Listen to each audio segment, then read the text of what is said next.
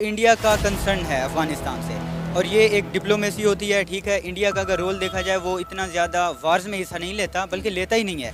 आवाम का क्या कसूर है। मैं एक पाँव उठाऊँ आगे रखूँ तो वही चीज़ मुझे 10 रुपए किलो मिल रही है, मैं वही पाँव पीछे रखूँ तो मुझे वो 100 रुपए रख किलो। नहीं सकते ना पाँव एक। हमें हमें गुर्बत नाम की चीज़ बहुत कम हो जाएगी। वो देखें माशाल्लाह से उनका जो पंजाब है वो इतना प्रोड्यूस करता है अनाज को, दूसरे ममालिक में वो बेचता है। टाइम आपको पता है एक बार फिर से भारत ने अफगानिस्तान को चबहार पोर्ट के जरिए 20,000 टन गंदम भिजवाई है, जिस पर तालिबान गवर्नमेंट ने भारत का शुक्रिया अदा किया है। आप इस सारे मामले को किस नज़र से देखते हैं? क्या वजह है भारत इतना मेहरबान अफगानिस्तान पर क्यों हो रहा है? कभी 50,000 टन गंदम भेजता है, कभी 200 करोड़ की इतनी बड़ी माली इमदाद भेज देता है, कभी डिफरेंट प्रोजेक्ट वहाँ पर शुरू करवाए उन पर इन्वेस्टमेंट कर रहा है। आखिर ये क्या माच रहा है? जब भी कंट्री कोई थोड़ा बहुत ग्रो करने लग जाता है तो उसका इंटरेस्ट बढ़ जाता है कि वो रीजनल इश्यूज़ में इंटरेस्ट ले। तो जैसे अमेरिका लेता है, पूरी दुनिया में लेता है, चाइना भी लेता है, ठीक है, रशिया भी। तो इंडिया भी ग्रो कर रहा है, हमें मानना पड़ेगा कि इकोनॉमिकली टोटल ग्रो कर रहे हैं। मैं फिर कहूँगा जीडीपी पर कैपिटा इनकम अब भी इंडिया की टॉप 100 में नहीं आती, मगर इकोनॉमिकली अगर टोटल देखा जाए तो वो चौथे नंबर पे आते हैं, यूके को क्रॉस कर गए। तो इंडिया का कंसर्न है अफगानिस्तान से और ये एक डिप्लोमेसी होती है। ठीक है, इंडिया का अगर रोल देखा जाए वो इतना ज़्यादा वार्स में हिस्सा नहीं लेता, बल्कि लेता ही नहीं है।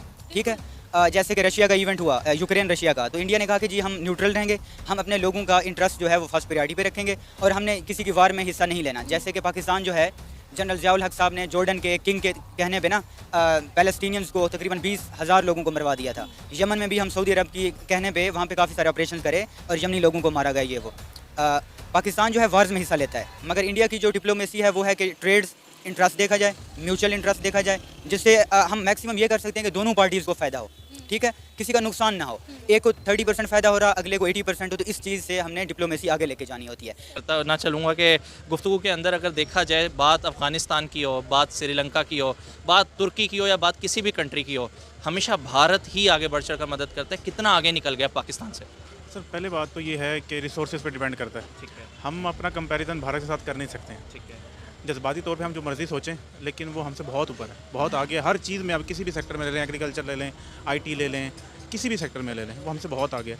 और दूसरी बात ये, जहाँ तक कोई चीज़ देने की, पहले हमारा जो गवर्नमेंट का फ़र्ज़ होता है वो उसकी आवाम होती है, पहले उनके हकूक़ को पूरा किया जाए, फिर साथ वाली कंट्रीज़ को देखें। पहले खेश फिर दरवेश कहते हैं।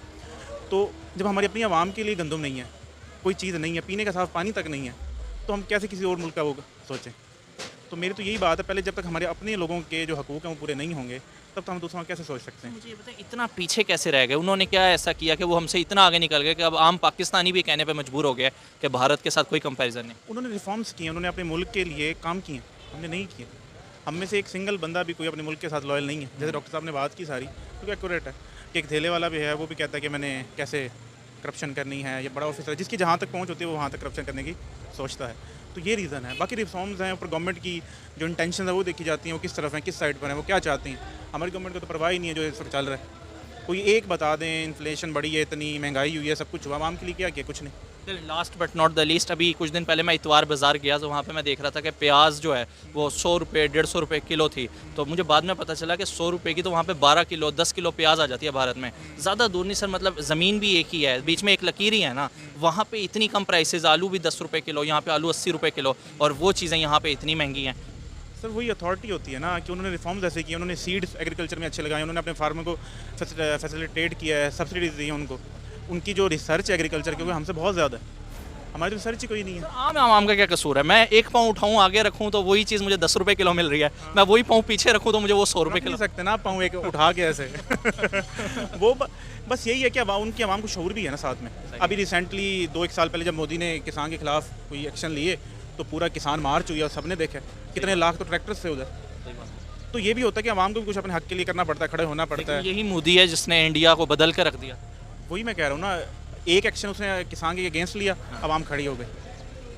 तो यही है, जब आवाम को पता होना कि कौन सा एक्शन मेरे हक में है, कौन सा मेरे खिलाफ है, तो वो उस हिसाब से चलते हैं। अगर आवाम अफगानिस्तान को 20,000 मेट्रिक टन जो है गंदम भिजवाई है, जिस पर तालिबान गवर्नमेंट ने भारत की तारीफ की है। क्या कहेंगे आप इस हवाले से? देखा जाए तो अगर तो इंसानियत के नाते तो करना चाहिए, चाहे वो मुस्लिम है या नॉन मुस्लिम है।